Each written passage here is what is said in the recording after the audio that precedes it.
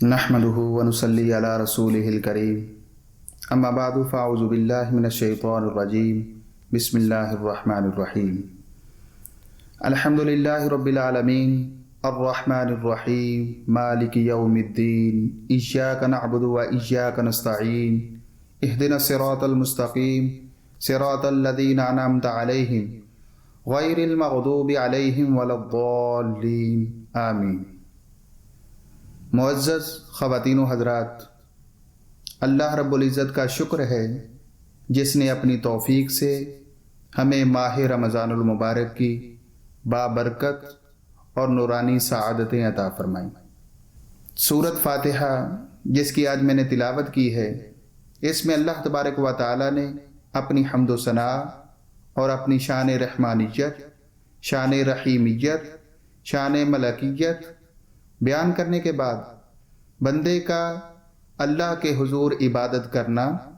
और अल्लाह ही से मदद का तलबगार होना बयान फरमाया है। और इसके बाद वो ख़ास नुक्ता जो आज की नशिस्त के लिए यहाँ से दरसे कुरान का आगाज़ हो रहा है, वो अल्लाह तबारक व तआला ने अपने बंदों को एक ख़ास दुआ की तलकीन फरमाई है, इहदिनस सिरातल मुस्तक़ीम, जिसमें हम सब मिलकर अल्लाह रब्बुल इज़्ज़त के हुजूर अर्ज़ करते हैं, बारी ताला हमें सीधी राह की हदायत अता फरमा। अब अल्लाह तबारक व तआला ने उस सीधी राह की हदायत के लिए और उस हदायत के हुसूल और उस हदायत की हिफाजत के लिए ज़ाब्ता खुद ही बयान फरमा दिया। इरशाद फरमाया, सिरातल लज़ीना अनअमता अलैहिम गैरिल मग़दूबि अलैहिम वलद्दाल्लीन। वो सीधी राह कौन सी है? वो हदायत का रास्ता फरमाया उन लोगों का जिन पर तूने इनाम फरमाया, वो जिन अल्लाह के बंदों पर अल्लाह का इनाम हुआ,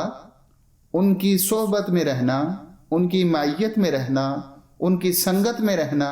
और उनके नक्शे कदम पर चलना और उनके पीछे पीछे चलना, यही एक तरीका है जिससे अल्लाह पाक हदायत अता फरमाता है। फरमाया बारी ताला हमें अपने इनाम याफ्ता बंदों का रास्ता अता फरमा और जिन लोगों पर गज़ब हुआ,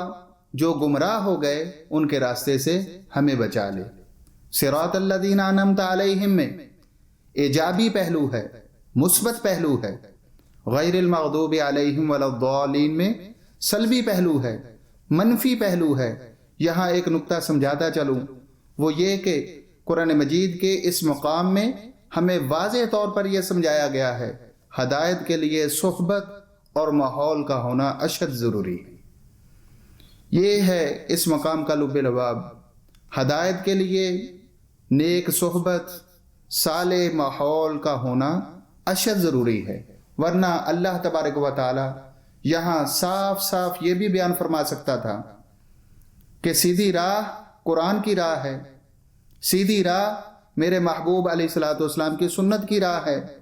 सीधी राह मेरे नबी अलैहिस्सलातु वस्सलाम की हदीस की राह है, सीधी राह मेरी तालीमात की राह है। इस तरह बयान फरमा देते, मगर नहीं, अल्लाह तबारक व तआला ने या हदायत की राह को तालीमात के साथ, अहकामात के साथ, वही इलाही के साथ, सुन्नत नबवी सल्लल्लाहु तआला अलैहि वसल्लम के साथ,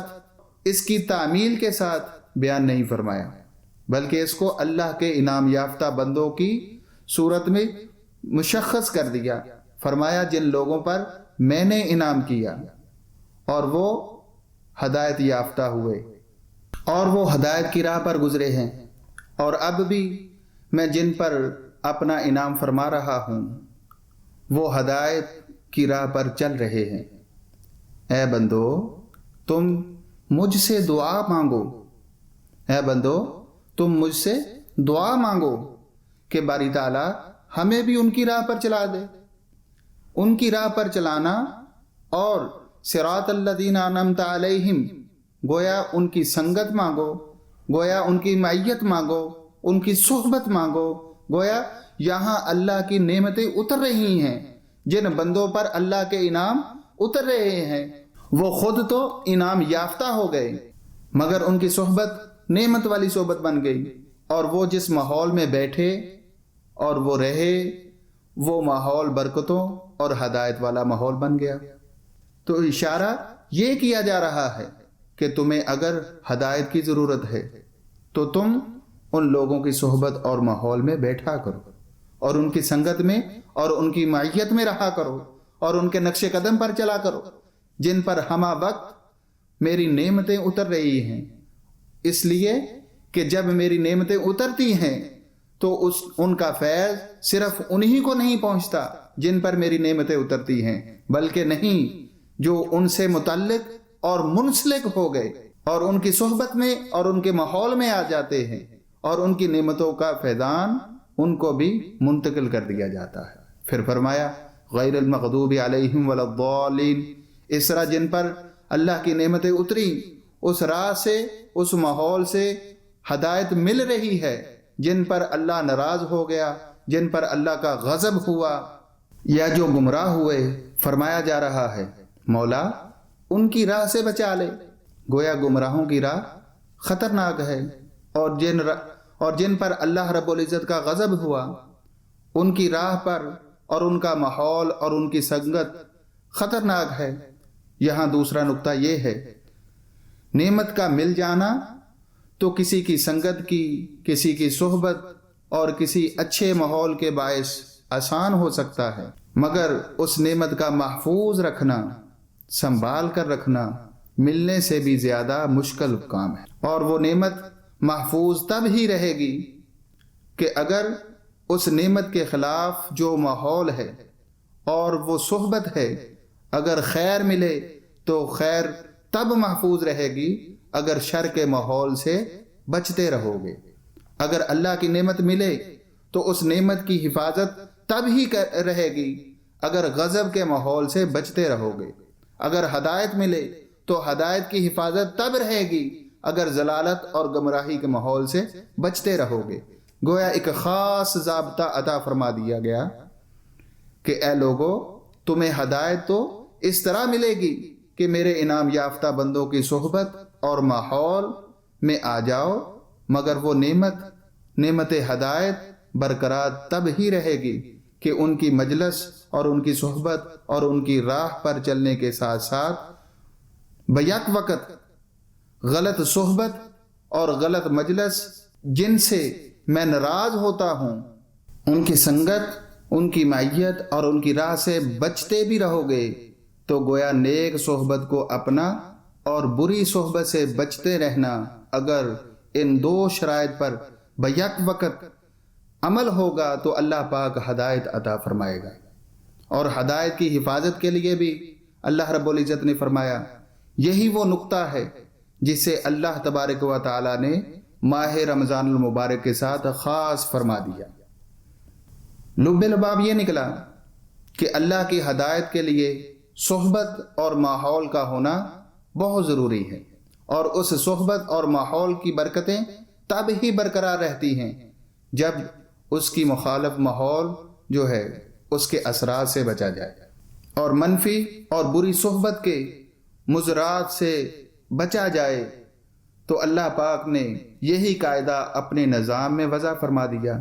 ماہ رمضان المبارک کی برکتوں کا ذکر ہو رہا ہے، ماہ رمضان المبارک کی برکتوں کی فضیلت بیان ہو رہی ہے۔ فرمایا جا رہا ہے کہ جب رمضان المبارک کا مہینہ داخل ہو جاتا ہے، اس کی آمد ہوتی ہے، تو اللہ تبارک و تعالی روحانی دنیا میں کچھ تبدیلیاں اسی شب سے، اسی رات سے جو آج کی رات رمضان المبارک کی پہلی رات ہے فرما دیتا ہے۔ اور وہ کیا ہے؟ حدیث مبارکہ ہے، حضرت ابی ہریرہ رضی اللہ تعالیٰ عنہ بیان فرماتے ہیں ان ابی ہریرہ ان رسول اللہ صلی اللہ تعالیٰ علیہ وسلم قال اذا جاء رمضان فتحت الابواب الجنہ، اللہ پاک جنت کے دروازے کھول دیتا ہے۔ رمضان المبارک کی آمد کے ساتھ ہی جنت کے دروازے کھول دیے جاتے ہیں، اور ساتھ فرمایا وغلقت الابواب جہنم، جہنم کے دروازے بند کر دیے جاتے ہیں، وسلسلت الشیاطین، اور شیاطین کو جکڑ دیا جاتا ہے۔ اب یہ بڑی پیاری حدیث پاک ہے، ماہ رمضان المبارک کی برکتوں کا ذکر کر رہی ہے۔ اس کے 3 جز ہیں۔ اب یہ بات تو توجہ طلب ہے جس پر ہمارا دھیان نہیں رہا۔ نمبر 1، ایک جز نعمت کو کھولنے کا ہے، ایک جز نعمت کو کھولنے کے لیے ہے، ایک جز نعمت کے دروازے کھول رہا ہے، اور حدیث پاک کے دوسرے 2 جز جو ہیں، پچھلے 2 جز جو ہیں، وہ اس کو برقرار رکھنے کے لیے، شیطنت سے بچانے کے لیے ہے۔ فرمایا جنت کے دروازے کھول دیے جاتے ہیں۔ اب کوئی کہہ سکتا ہے کہ باری تعالیٰ جنت تو تیری علیین اور مالائے اعلیٰ میں ہے، اوپر ہے، آسمانوں پر ہے، اور ماہ رمضان المبارک کی آمد تو زمین پر ہو رہی ہے، روزے زمین پر رکھے جا رہے ہیں، اور جنت تو آسمانوں پر ہے، اوپر ہے۔ اگر وہاں کی جنتوں کے دروازے تو کھول دیتا ہے تو زمین پر رہنے والوں اور یہاں کے روزے داروں کو کیا فائدہ ہوگا؟ اور جہنم کے دروازے بند کر رہا ہے،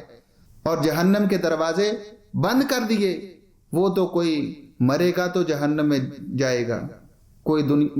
دنیا سے رخصت ہوگا تو جنت میں داخل ہوگا، اور اس وقت جنت کے دروازے کھولنے اور جہنم کے دروازے بند کرنے سے کیا غرض، کیا فائدہ؟ آپ نے غور فرمایا اس نقطے پر؟ دراصل اشارہ یہ کیا جا رہا ہے کہ لوگوں، جب رمضان المبارک آتا ہے تو میں چاہتا ہوں، اللہ تبارک و تعالیٰ اپنی طرف منسوب فرماتا ہے کہ جب رمضان المبارک آتا ہے تو میں چاہتا ہوں کہ تمہارے گناہ مٹا دوں، تمہاری خطائیں مٹا ڈالوں، تمہاری غلطیاں، تمہاری لغزشیں معاف کر دوں، تمہارے نامہ اعمال، گناہوں کی سیاہی جو ہے وہ دھل جائے، اور ان پر نیکیاں مرتسم ہوں، ان پر اعمال صالحہ آ جائیں، ان پر حسنات آ جائیں، ان پر خیرات آ جائے، اور تمہیں اپنے انوار عطا کروں، اور تمہیں مالا اعلیٰ سے برکات کی بارشیں کروں، اور تمہارے مقدر کھل جائیں، اور تم ایک نئی نورانی اور روحانی دنیا کا سفر شروع کر سکو۔ میں چاہتا ہوں کہ یہ کروں، مگر اس کے کرنے کے لیے جنت کے دروازے اس لیے نہیں کھول رہا کہ مرنے کے بعد جنت میں جاؤ گے، مرنے کے بعد جنت میں جانا اور رمضان المبارک کا آنا، ان کا تو کوئی تعلق نہیں ہے۔ جہنم کے دروازوں کے لیے کہ ان کا بند کرنا، کہ مرنے کے بعد جہنم کے مستحق جہنم میں جائیں گے، ماہ رمضان المبارک کی آمد اور ان دروازوں کا تعلق نہیں ہے۔ دراصل اللہ پاک فرماتے ہیں ماہ رمضان المبارک کی آمد سے میں چاہتا ہوں کہ تمہارے لیے ایک نورانی اور روحانی ماحول پیدا کر دوں، روحانی اور نورانی ماحول برپا کر دوں۔ اور وہ ماحول کیا ہے؟ جنت روحانیت کا منبع ہے، انوار الہیہ کا منبع ہے، مالا اعلیٰ کا منبع ہے، مالا اعلیٰ کی برکات کا منبع ہے، فیوزات الہیہ کا منبع ہے، اللہ کی نوازشوں اور قربتوں کا منبع ہے۔ اس طرح اس کے برعکس دوزخ جرائم کا منبع ہے، سزاؤں کا منبع ہے، اللہ رب العزت کی رحمت سے محرومیوں کا منبع ہے، دوری کا منبع ہے، عذاب کا منبع ہے، سزا کا منبع ہے،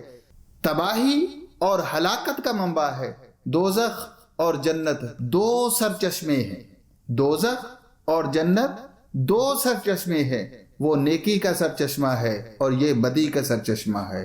یہ خدا سے دوری کا اور وہ خدا سے قربت کا سرچشمہ ہے۔ اور فرمایا میں نے چاہا ماہ رمضان المبارک کو سعادتوں والا مہینہ بنا دوں تاکہ تم سعید بن جاؤ، اور اس کے لیے ضروری تھا کہ تمہیں ماحول دیا جائے، تمہیں ایک ماحول دیا جائے، ایسا ماحول جو خود بخود تمہاری صحبت کو نیک کر دے اور تمہاری صحبت جو ہے بری صحبت سے تمہیں دور لے جائے۔ تو جنت کے دروازے کھول دیے جاتے ہیں، گویا جنت کو زمین کے قریب کر دیا جاتا ہے، برکتوں کے اعتبار سے، رحمتوں کے اعتبار سے۔ جنت ہے تو وہاں، مگر دروازے کھولنے کا مطلب یہ ہے کہ وہ جو قربتوں بری فضا ہے جنت کی، وہ جو میری رحمتوں بری فضا ہے جنت کی، وہ جو انوار بری فضا ہے جنت کی، وہ جو برکتوں بری فضا ہے، وہ جو نعمتوں بری فضا ہے، وہ جو لذتوں بری فضا ہے، بس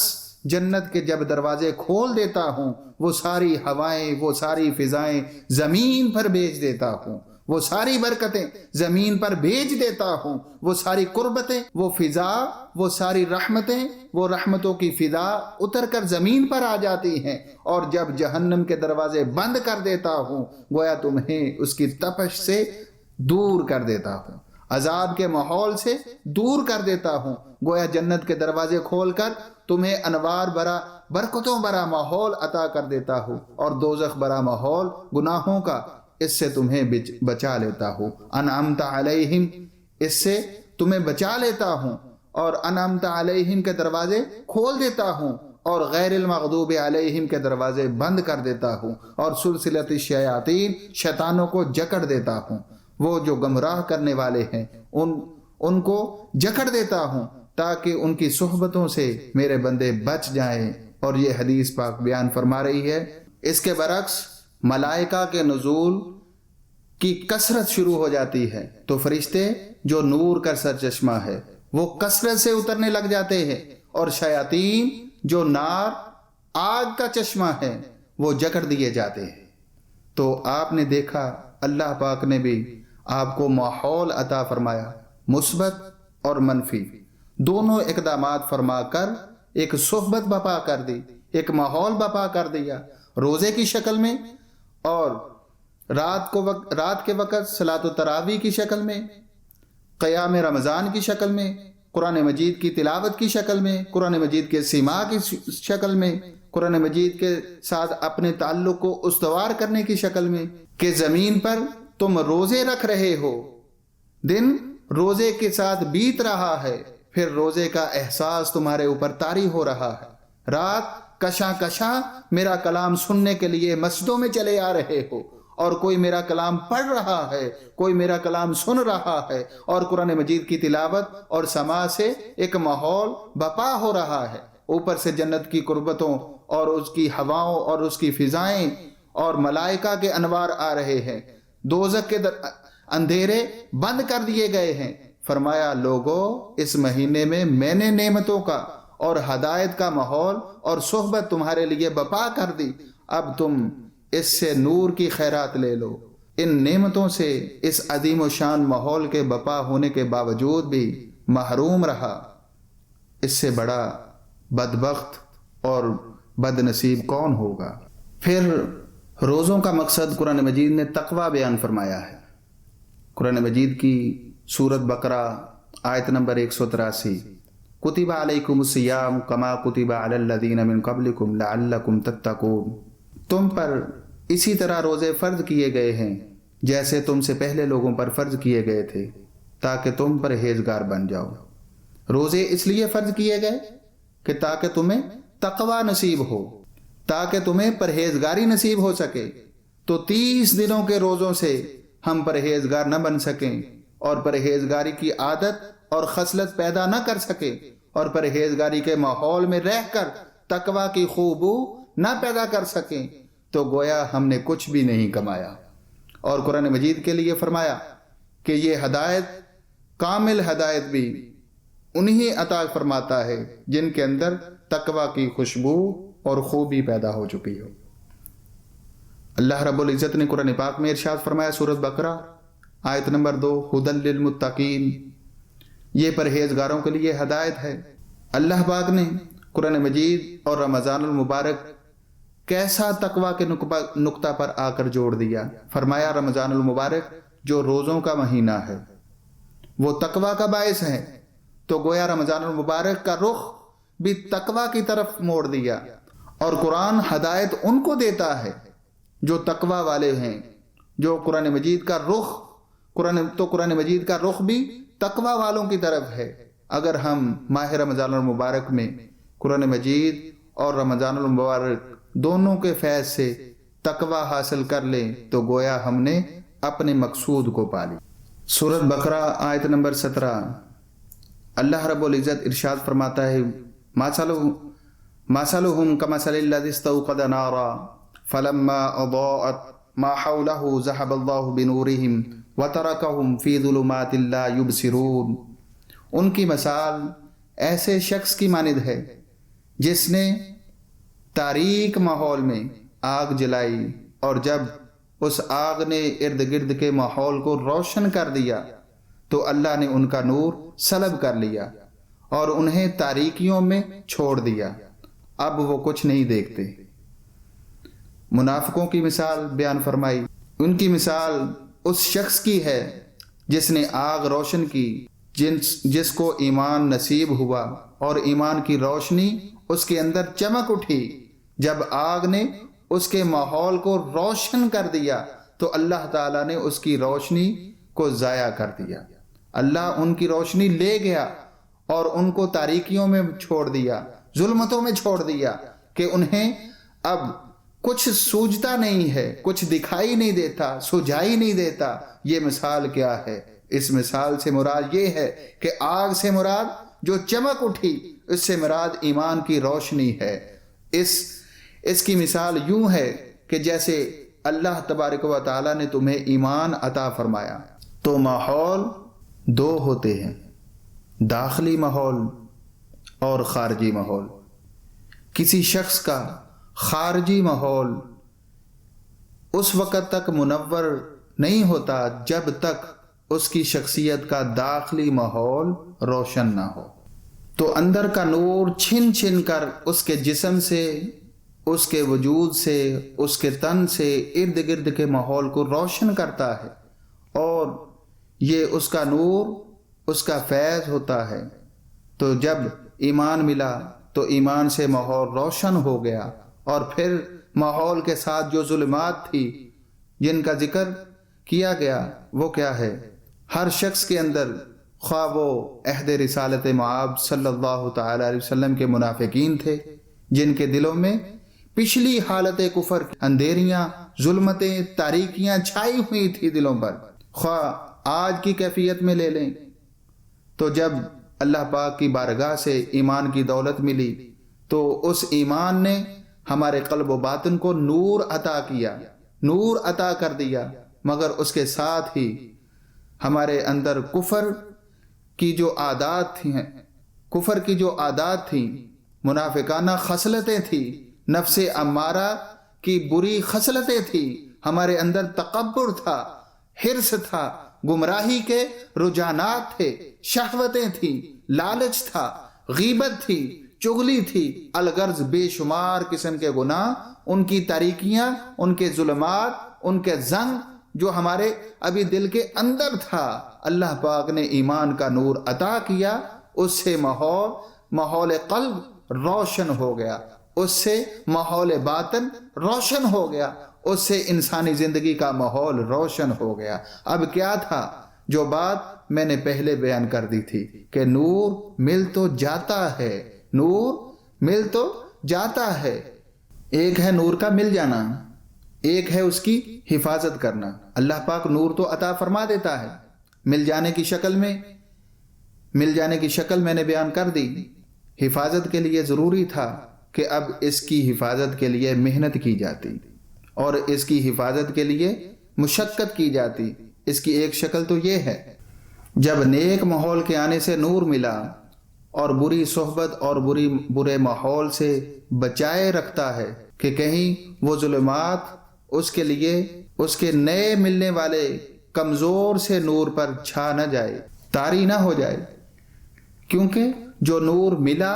وہ تو ابھی کمزور ہے۔ ہم نہ تو ولی ہیں، نہ نبی ہیں، نہ شہید ہیں، نہ صحابی ہیں، نہ صدیق ہیں، نہ کسی اونچے درجے پر فائق ہیں۔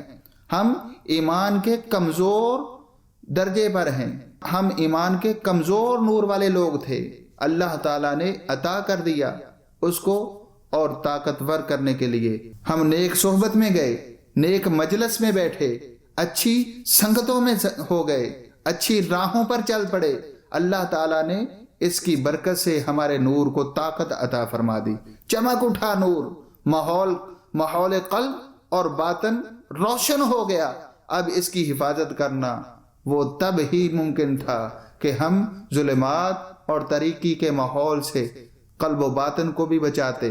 اور اپنے ارد گرد کے ماحول کی مجلس جو ہے اس سے بھی اپنے آپ کو بچا کے رکھتے۔ اس لیے کہ محنت درکار تھی۔ اس کو تزکیہ کہتے ہیں۔ اللہ رب العزت نے قرآن پاک میں ارشاد فرمایا، سورۃ الاعلیٰ آیت نمبر 14،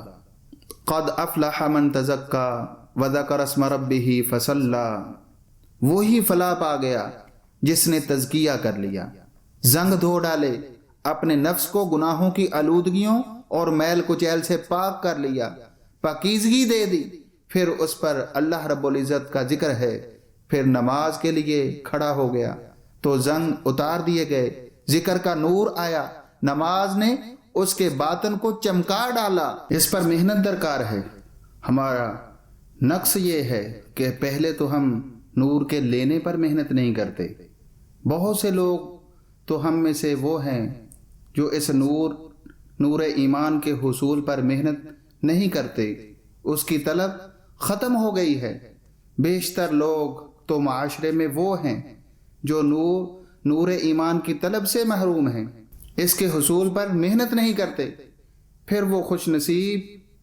اب میرا اشارہ آپ لوگوں کی طرف ہے جن کو نور ایمان مل گیا ہے، کسی نسبت سے، کسی راستے سے، کسی محنت سے، کسی تعلق سے، اور اللہ پاک کسی کی نعمت کے باعث وہ نور ایمان مل گیا، وہ نور ایمان مل گیا، تو پھر اندازہ کر لو کہ خوش نصیبی چمکی کہ نور ایمان ملا۔ پھر اس سے بڑا بد نصیب کون ہوگا جو اس کی حفاظت نہ کر سکا۔ تو جن کو نور ایمان مل جاتا ہے، میں آپ کی طرف اشارہ کر رہا ہوں کہ توجہ کریں، ہم لوگ کہ جن کو نور ایمان ملا، تو کیا ہم نور ایمان کی حفاظت کے لیے محنت کر رہے ہیں جو کرنی چاہیے تھی؟ کیونکہ جن کو نور ایمان نہ ملا تھا ان کے بارے میں شیطان کو کوئی پریشانی لاحق نہیں ہوتی۔ شیطان کو پریشانی لاحق تب ہی ہوگی جب کسی کو نور ایمان مل جاتا ہے، وہ پھر اس کا نور زائل کرنے کے لیے، اسے اندھیروں میں دھکیلنے کے لیے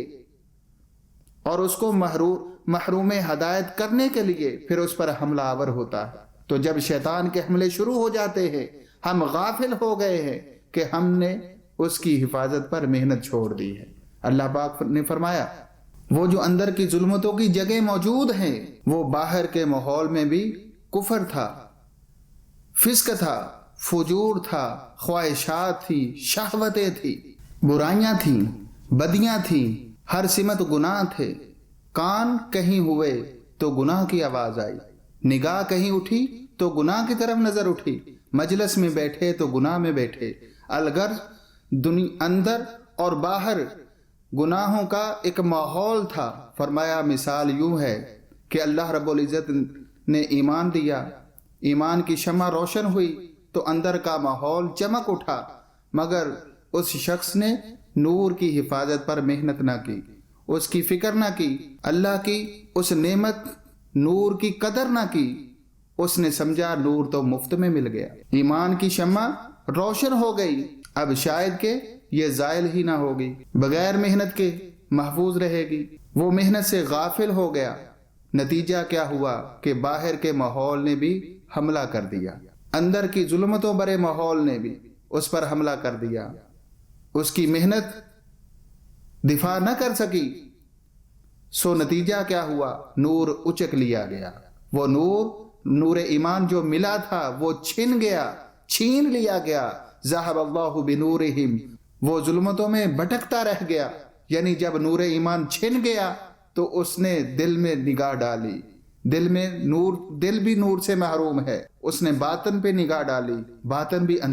باطن پر بھی اندھیرے چھا چکے ہیں، اس نے گرد و نواح پر نگاہ ڈالی، وہاں بھی اندھیرے چھا گئے تھے۔ لا یبصرون، اللہ رب العزت نے قرآن پاک کی سورۃ بقرہ آیت نمبر 17 میں ارشاد فرمایا، لا یبصرون، اب وہ کچھ نہیں دیکھتے، اب جدھر بھی نگاہ ڈالتا ہے اسے کچھ دکھائی نہیں دیتا۔ کہاں جاؤں؟ میری منزل کیا تھی؟ میرا راستہ کیا تھا؟ اب اس نور کو واپس لینے کے لیے کیا کروں؟ لا یبصرون کی کیفیت بیان کر رہی ہے کہ لوگوں، نور نہ ملنا اور بات ہے، اور مل کر چھن جانا اس سے زیادہ سخت بات اور کوئی نہیں۔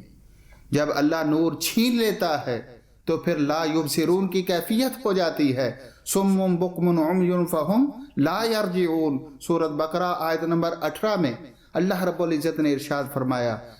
وہ بہرے، گونگے اور اندھے ہیں، وہ راہ راست کی طرف نہیں لوٹیں گے۔ پھر ایسے ہے گویا وہ بہرے ہو جاتے ہیں، وہ گونگے ہو جاتے ہیں، وہ اندھے ہو جاتے ہیں۔ بہرے کا مطلب کہ اگر نور چھن جائے تو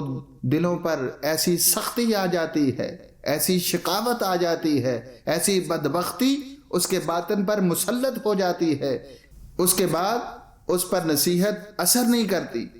بہروں کی طرح ہو جاتے ہیں۔ پھر وہ قرآن سنتے ہیں اور نصائح سنتے ہیں، وہ ہدایات سنتے ہیں اور نیکی کی باتیں سنتے ہیں، تو وہی نیکی کی آواز جو انہیں بلا کر نور ایمان کی طرف لے آئی تھی، مگر ملا ہوا نور چھن گیا، پھر وہ آواز ان کو اثر نہیں کرتی کہ وہ بہرے ہو چکے ہیں، وہ گونگے ہو چکے ہیں، حق کی آواز ان کی زبان پر نہیں آتی، وہ اندھے ہو چکے ہیں، نور ایمان کی ہدایت چھن چکی ہے۔ چھن جانے کے بعد، نور ایمان کی ہدایت چھن جانے کے بعد کیفیت اس سے بھی زیادہ تباہ کن ہے۔ اس سے متعلق نور کا چھن جانا سورۃ بقرہ کی آیت نمبر 74 اللہ رب العزت نے ارشاد فرمایا ثم قست قلوبکم من بعد ذلک فہی کالحجارۃ او اشد قسوۃ وان من الحجارۃ لما یتفجر منہ الانہار۔ فرمایا کہ پھر ان کے دل سخت ہو گئے، ان پر شقاوت چھا گئی، ان پر بدبختی چھا گئی، نعمتیں چھین لی گئیں، اللہ کی رحمت نے منہ موڑ لیا، اللہ کی بخشش نے منہ موڑ لیا، برکات نے منہ موڑ لیا، سعادت اور خیرات نے منہ موڑ لیا، دل سخت ہو گئے، شق القلب ہو گئے۔ فرمایا فہی کالحجارہ او اشد قسوۃ، جب دل سخت ہو جاتے ہیں وہ پتھروں کی طرح ہو جاتے ہیں، بلکہ ان کی سختی پتھروں سے بھی بڑھ کر ہو جاتی ہے۔ فرمایا لوگوں جب سخت دل ہو گئے تو تمہارے دل پتھروں سے بھی زیادہ مردہ ہو گئے، کیونکہ فرمایا پتھروں کی کئی قسمیں ہیں۔ وَإِنَّ مِنَ الْحِجَارَةِ لَمَا يَتَفَجَّرُ مِنْهُ الْأَنْهَارُ، فرمایا کچھ پتھر تو ایسے بھی ہیں کہ انہیں میں سے نہریں اور چشمے پھوٹ پڑتے ہیں، مگر تمہارے دل تو ان پتھروں جیسے بھی نہ ہوئے۔ کئی پتھر ایسے ہیں جو پھٹ جاتے ہیں، ان سے چشمے پھوٹ پڑتے ہیں، ان سے نہریں رواں ہو جاتی ہیں، تمہارے دل تو ان پتھروں جیسے بھی نہ ہوئے۔ آپ نے دیکھا ہوگا کہ کتنے چشمے جو پتھروں سے پھوٹتے ہیں، زمین سے نہیں، پتھروں سے پھوٹتے ہیں۔ اللہ پاک نے منظر دکھایا، لوگوں میں رب اگر ان پتھروں سے چشمے زمین کو زندگی دینے کے لیے پیدا کر سکتا ہوں تو تم کم سے کم اپنے دل ان پتھروں جیسے ہی کر لیتے، کہ تمہارے دل کے اندر بھی کوئی میری محبت اور میری معرفت کا چشمہ پھوٹ پڑتا، اور جن پتھروں سے چشمے اور نہریں رواں ہوتی ہیں ان کا فیضان دور دور تک، وہ پانی کھیتوں اور فصلوں کو میلوں تک سیراب کرتا چلا جاتا ہے، کہ وہ ان پتھروں سے جن سے چشمے پھوٹتے ہیں وہ چشمے پھر صرف اس پتھر کو ہی نہیں سرسبز کرتے بلکہ میلوں تک ہزارہا ایکڑ اراضی کو سیراب کرتے چلے جاتے ہیں۔ تو گویا جس دل سے اللہ پاک کی محبت کا چشمہ، معرفت اور فیض کا پھوٹ پڑے، وہ پھر خود فیض یاب نہیں ہوتا بلکہ ہزاروں لاکھوں انسانوں کی زندگیوں کو بھی وہ فیض یاب کر دیتا ہے۔ فرمایا تم تو ایسے بھی نہ ہوئے، وَإِنَّ مِنْهَا لَمَا يَشَّقَّقُ فَيَخْرُجُ مِنْهُ الْمَاءُ، فرمایا چلو اگر تم ایسے پتھروں جیسے نہ بن سکے، دوسری قسم جیسے ہی ہو جاتے، اور وہ دوسری قسم کیا ہے کہ کچھ پتھر ایسے ہیں جو تھوڑے سے چڑھتے ہیں، ان میں سے پانی رس پڑتا ہے، تو جن پتھروں کے پھٹنے سے چشمے پھوٹتے تھے، نہریں رواں ہوتی تھی، انہوں نے تو میلوں تک خدا کی خشک زمین کو سیراب کر دیا، ہزارہا ایکڑ اراضی کو انہوں نے سیراب کر دیا، لوگوں کو آباد کر دیا۔ جن پتھروں کے اندر سے پانی رس پڑتا ہے تھوڑے تھوڑے قطروں کی شکل میں، وہ ہزارہا ایکڑ اراضی کو تو سیراب نہ کر سکا، لیکن اس کے ارد گرد کا جو ماحول تھا، اس کے ارد گرد کی جو زمین تھی، اس کو انہوں نے سرسبز کر دیا۔ اس کے ماحول اور اس صحبت میں جو زمین تھی وہ سیراب ہو گئی۔ فرمایا اللہ پاک نے کہ تمہارے دل تو ان پتھروں جیسے بھی نہ ہوئے، کاش کہ کوئی دل ایسے ہی ہو جاتا کہ ان سے میری محبت اور میری معرفت کے چشمے پھوٹ پڑتے، پھر میری مخلوق میں سے ہزارہا لوگ آ کر ان سے فیض یاب ہوتے۔ چلو اگر ایسے نہ تھے تو پھر تمہارے دل ایسے ہی ہو جاتے کہ ان پتھروں کی طرح جن سے پانی رس پڑتا تھا، قطرے قطرہ قطرہ ٹپکتا تھا، تمہارے دل ان کی طرح ہی ہو جاتے۔ تمہارے دل کے اندر ایسی میری محبت، میری معرفت، عشق کے کچھ قطرے ٹپک پڑتے تو تم خود بھی تو سیراب ہوتے، دور دور تک نہ سہی، جو پیاسا تمہارے پاس قریب آتا، تمہارے پاس آتا، وہ بھی تو کچھ نہ کچھ پی لیتا، وہ ہی اپنی پیاس بجھا لیتا، وہ بھی سیراب ہو جاتا۔ قربت، صحبت اور ماحول میں آنے والوں کو نفع پہنچنا، تم بھی سیراب ہوتے۔ ہائے تم ایسے بھی نہ ہو سکے۔ پھر فرمایا وَإِنَّ مِنْهَا لَمَا يَهْبِطُ مِنْ خَشْيَةِ اللَّهِ، فرمایا لوگو سوچو تو صحیح کہ سخت ترین پتھروں میں جو آخری ایک حد ہے پتھروں کی، وہ قسم ہے کہ نہ پھٹتے ہیں نہ رستے ہیں، مگر ان کی بھی خصلت ہے، ان پر بھی ایک کیفیت آتی ہے، خدا کے خوف سے لرز جاتے ہیں اور وہ گر پڑتے ہیں۔ کاش تم ان پتھروں جیسے ہی ہو جاتے کہ تمہارے دل میں میری محبت کے چشمے پھوٹنے کے قابل بھی نہ بنے، تمہارے دل میں میری محبت کے چند قطرے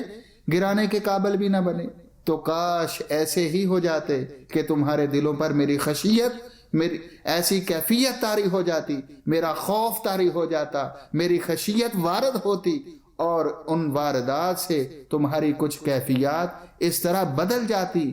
ڈر کر، خوف سے، خدا کے خوف سے سجدے میں گر جاتے، اور تم تائب ہو جاتے اور رو پڑتے، اور رو رو کر سجدے میں گر کر خشیت الہی میں ڈوب کر مجھ سے معافی مانگ لیتے، تو کم از کم تمہارا حال ہی تو بدل جاتا، تمہارا حال ہی سنور جاتا۔ اور کوئی فیض پاتا یا نہ پاتا، تمہارا حال سنور جاتا۔ اور یہ بھی تھا کہ تمہارے بدلے ہوئے حال کو دیکھ کر شاید کوئی دیکھنے والا بھی اس کا بھی حال بدل جاتا، مگر ہائے افسوس کہ تم ایسے بھی نہ ہوئے۔ اللہ رب العزت کا ارشاد ہے وَمَا اللَّهُ بِغَافِلٍ عَمَّا تَعْمَلُونَ، اور جو تم کرتے پھرتے ہو اللہ اسے غافل نہیں ہے، اللہ ان اعمال کو بھی دیکھ رہا ہے اور ان کو جان بھی رہا ہے۔ تو آج 3 مقامات پہلے پارے سے لیے گئے جس میں میں نے ہر حوالے سے یہ بات ظاہر کرنے کی، وضع کرنے کی، اجاگر کرنے کی کوشش کی اور آپ کے ذہنوں میں بٹھانے کی کوشش کی کہ ہدایت کی نعمت اور ایمان کی نعمت، یہ ساری خیرات میں بڑا گہرا تعلق ہے اور بڑا گہرا دخل ہے صحبت اور ماحول کا، بدی میں بھی اور نیکی میں بھی، اور پھر اس نعمت کے مل جانے کے بعد اس کو محفوظ رکھنے میں بھی اثر صحبت اور ماحول کا ہے۔ نعمت مل جائے، غلط ماحول میں اگر آپ نے بیٹھنا شروع کر دیا، بری مجلسوں میں، صحبتوں میں بیٹھنا شروع کر دیا، وہ نعمت چھن جائے گی، ملی ہوئی نعمت چھن جائے، وہ نبینا کر دیے جاتے ہیں، وہ بہرے اور اندھے کر دیے جاتے ہیں۔ انسان اس مغالطے میں اور سیلف کانفیڈنس میں مارا جاتا ہے اور وہ سمجھتا ہے کہ میں تو اتنا پڑھا لکھا ہوں، میں تو فاضل ہو گیا ہوں، میں نے تو اتنے درس سن لیے ہیں، میں نے تو اتنی کتابیں پڑھ لی ہیں، میں تو سوجھ بوجھ رکھنے والا ہو گیا ہوں، اب الحمدللہ میں تو اچھے برے کی تمیز کرتا ہوں، مجھے بری صحبت کیا اثر کرے گی۔ یہ برے ماحول میں بیٹھنا مجھے کیا نقصان پہنچائے گا؟ یہ خود اعتمادی اس کو اس طرح مروا دیتی ہے جس طرح خود اعتمادی ڈرائیور کو تیز رفتاری پر اکسا دیتی ہے۔ وہ جتنی تیز رفتاری پر جاتا ہے، وہ سیٹ پر بیٹھا ہوا ڈرائیور سمجھتا ہے کہ گاڑی میرے کنٹرول میں ہے، مگر اس نادان کو یہ کیا خبر ہوتی کہ جس چلتی ہوئی گاڑی کو تو اپنے کنٹرول میں سمجھ رہا ہے، اچانک جب حادثہ سچویشن آئے پھر کنٹرول کون کرے گا؟ اس خود اعتمادی میں لقمہ اجل بن جاتا ہے، تباہی کا باعث بن جاتا ہے۔ تو انسان خود اعتمادی میں مارا جاتا ہے، وہ بری صحبت میں اٹھتا ہے بیٹھتا ہے، برے ماحول میں اٹھتا بیٹھتا ہے اور وہ سمجھتا ہے کہ میں اس کو بدل دوں گا، اس نے اپنی باتوں سے مجھے کیا بدلنا ہے، مگر وہ بری صحبت، بری مجلس، اس کے اثرات ایک ایک قطرہ کر کے اس کے دل پر گرتا ہے، اور ایک ایک قطرہ مدت مزید تک قطرہ جب گرتا ہے تو وہ سوراخ پڑ جاتا ہے، اور وہ بری خصلت، بری صحبت اس کو برکت سے محروم کر دیتی ہے اور اس کو ظلمات اور اندھیروں کے ساتھ دھکیل دیتی ہے۔ نہ صرف یہ کہ اس کے ایمان کی شمع جو ہے وہ بھی بجھا دیتی ہے، بلکہ اسے دھکیل کر اندھیروں میں ڈال دیتی ہے، تباہ کر دیتی ہے۔ رمضان المبارک اللہ پاک نے نورانی صحبت، نورانی مجلس اور نورانی ماحول کا مہینہ بنا دیا ہے۔ بس آج سے عزم کر لیں کہ ہماری ہر رات برکت والی رات ہوگی، ہمارا ہر دن برکت والا ہوگا، اور ہر لمحہ اس سے ہمیں وہ نور جو مالا اعلیٰ سے، جنتوں سے چھن چھن کر نیچے آ رہا ہے، ہم اس نور کو سمیٹ سکیں، اور وہ ظلمتیں جو اللہ نے ہماری خاطر جن کے دروازے بند کر دیے ہیں، ہم اپنے آپ کو ان ظلمتوں سے بچا سکیں۔